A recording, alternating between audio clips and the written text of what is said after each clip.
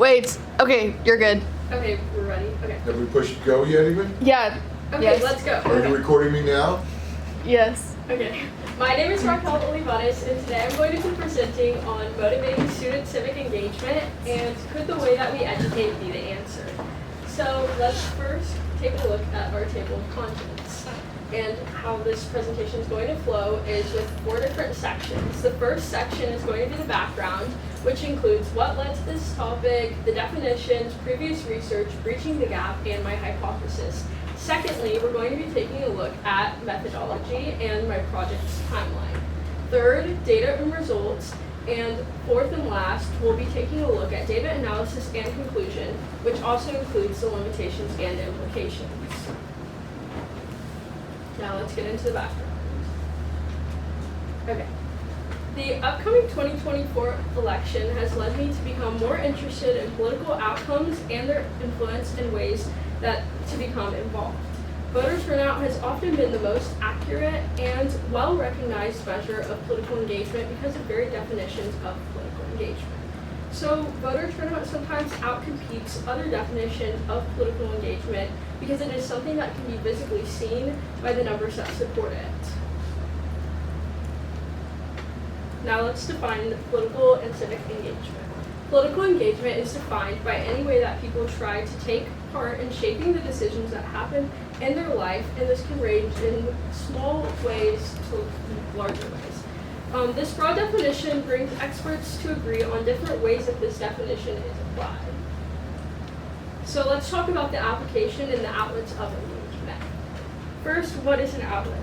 This is the way that one expresses their political engagement. These are some of the more commonly agreed on outlets of engagement. These include participation in protests, volunteering, social media conversations, and voter turnout. And these are some of the major outlets that I'll be taking a look at tonight. A major concern is with the level of youth political engagement, especially in the U.S. As you can see in this graph, the U.S. is among some of the lowest in their level of engagement within youth populations. They're just below the average over here, 9.5. This is an agreed upon issue within the research community because youth participation is important in shaping the country's future. With this in mind, we must find out the root cause of these issues or what we can do to act quickly in order to make an impact from the ground up. So, one common link is identified by experts is political efficacy. Political efficacy is defined by Campbell, Buren, and Miller as the feeling that political and social change is possible and that the individual citizen can play a part in bringing about this change. Additionally, as it is known, political socialization is the way in which someone acquires their political knowledge, commonly through familial influence or education. For this reason, scholars have been concerned with the link between education and its political effect. However, most studies have focused on higher education's impact on long-term engagement. And many studies considering education have not considered the feeling of efficacy, desire to make a change, or really how much the individual feels they have the knowledge to do so. So in order to see if the quality of education varies and if this varied level of education has a direct impact on political engagement, the question that I centered my research around was, does the quality of education vary between 2 high schools with different average socioeconomic status in Spring Branch ISD in Houston, Texas, and how does the political knowledge gained from this education impact 16 to 18-year-olds attending these schools' level of political engagement, measured by facets of voter turnout, participation in protests, social media, conversations, and volunteering. The reason why I chose to look at these 2 different socioeconomic statuses was in order to see if that made a difference in the education or the impact of this in either negatively or positively.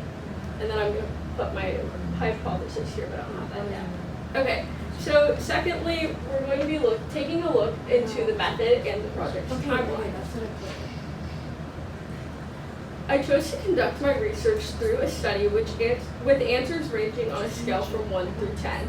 The survey consisted of two main sections. The first asked questions about education received at the school and school-sanctioned political or community events. The next section related to political engagement, breaking up questions into multiple categories as mentioned earlier. So like those facets of like voter turnout, social media engagement, and etc. Students were able to navigate through the questions with the scale ranging from 1, the lowest or least likely to 10, the most likely to, or that you've already done whatever the asked question was about.